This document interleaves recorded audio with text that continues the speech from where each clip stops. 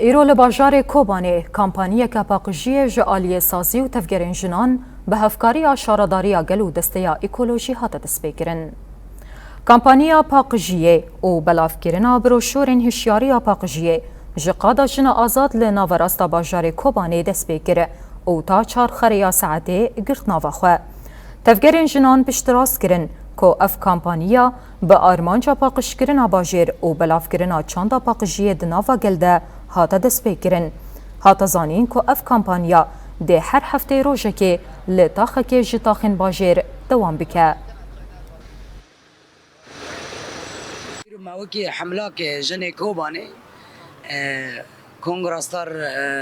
پارتیا پاده تفایی جن کوبانه سازیان حرکت جن موکی حمله که دست بگیره و حمله و بردوام که اما هفته لویجی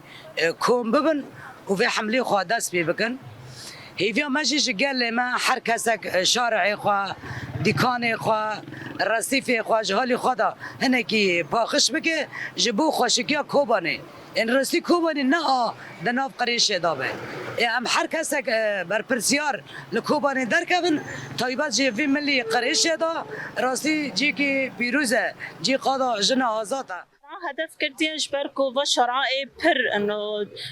یعنی پر پیگر لیچد به مثلا زحمه پر لیچد به گمار بلکه لی زیاده چد به بلکه اکتر حملان جد و انه صاحد دست پیدا کن و یان به حمله انه ورگ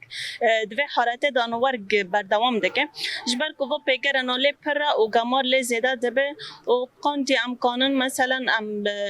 انه به شرع پاک بکنم با هر شرع هر تم پاکش بمینه ام که بروشورات بالا کنه ذاتن بروشور سر توعیه انه کسی و داره مثلا گماری خاچنک نرده قاندی کانه بنانو محافظه عن نظافه